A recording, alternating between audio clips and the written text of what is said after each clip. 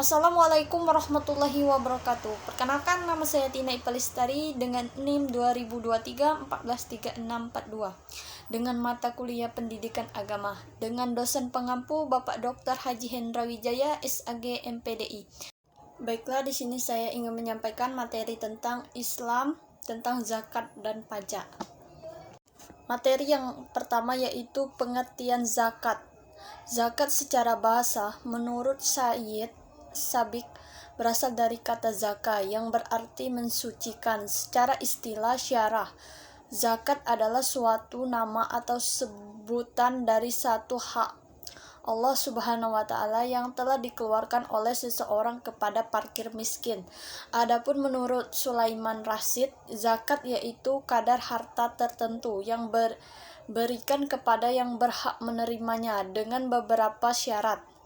Dalam Al-Quran, Allah Subhanahu wa Ta'ala memerintahkan agar mengambil zakat bagi orang-orang yang membutuhkan harta. Selanjutnya, fungsi zakat. Zakat memiliki fungsi yang sangat besar, baik bagi muzaki maupun bagi mustaki.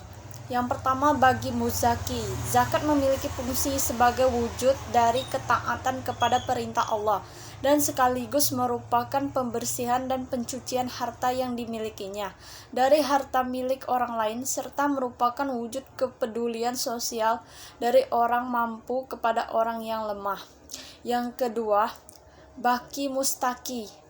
Zakat memberikan harapan adanya perubahan nasib dan sekaligus menghilangkan sifat iri dengki dan persangka buruk terhadap orang kaya. Dengan zakat, jurang pemisah antara orang kaya dan orang miskin dapat dihilangkan. Selanjutnya, istilah zakat dalam Al-Quran dan hadis dalam Al-Quran. Istilah zakat disebut juga dengan istilah sadaqoh. Kata sadaqoh adalah nama umum untuk sebuah pemberian yang terdiri dari pemberian yang bersifat materi dan non-materi. Pemberian materi terdiri dari zakat dan infak. Pemberian non-materi bisa dalam bentuk tenaga, pemikiran, mengajar, senyum, dan lain-lainnya. Selanjutnya yaitu landasan hukum zakat. Salah satu landasan dalam Al-Quran tentang zakat terletak dalam Al-Quran surat At-Taubat ayat 3 yang artinya, ambillah sedekah atau zakat dari sebagian harta mereka, dan dengan zakat itu kamu membersihkan dan mensucikan mereka dan mendoakan untuk mereka. Sesungguhnya doa kamu itu menjadi ketentraman jiwa bagi mereka, dan Allah Maha Mendengar lagi Maha Mengetahui. Al-Quran surat At-Taubah. Di sini ada syarat wajib zakat. Zakat memiliki beberapa syarat wajib yang telah disepakati ulama. Yang pertama, merdeka. Yang kedua, Islam. Yang ketiga, baligh. Yang keempat, berakal. Yang kelima, memiliki sempurna. Yang keenam, mencapai nisab. Yang ketujuh, mencapai haul. Selanjutnya, hikmah dan manfaat zakat.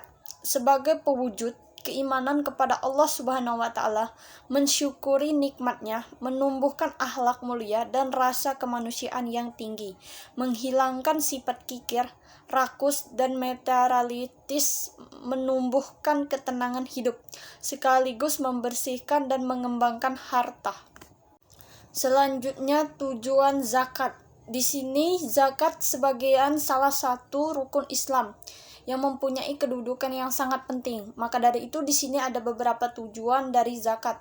Yang pertama, mengangkat derajat fakir miskin dan membantu keluarga dari kesulitan hidup serta penderitaan. Yang kedua, membantu pemecahan permasalahan yang dihadapi para mustahik atau penerima zakat. Yang ketiga, membentangkan pembinaan persaudaraan sesama muslim dan manusia pada umumnya. Selanjutnya, macam-macam zakat. Yang pertama, zakat fitrah merupakan zakat jiwa. Yang kedua, zakat mal, seperti yang diuraikan terlebih dahulu, bahwa zakat sepada dengan kata sadaqoh, juga bahkan kata infak. Materi selanjutnya yaitu pengertian pajak. Menurut Andriani, masih dalam Wina Putra dan kawan-kawan 2016 sampai dengan 2017. Pajak ialah iuran masyarakat kepada negara yang teruntang oleh yang wajib membayar menurut persatuan-persatuan umum atau undang-undang. Dengan tidak mendapatkan prestensi, kembali yang langsung dapat ditunjuk yang gunanya untuk umum, berhubungan dengan tugas negara untuk menyelenggarakan pemerintah.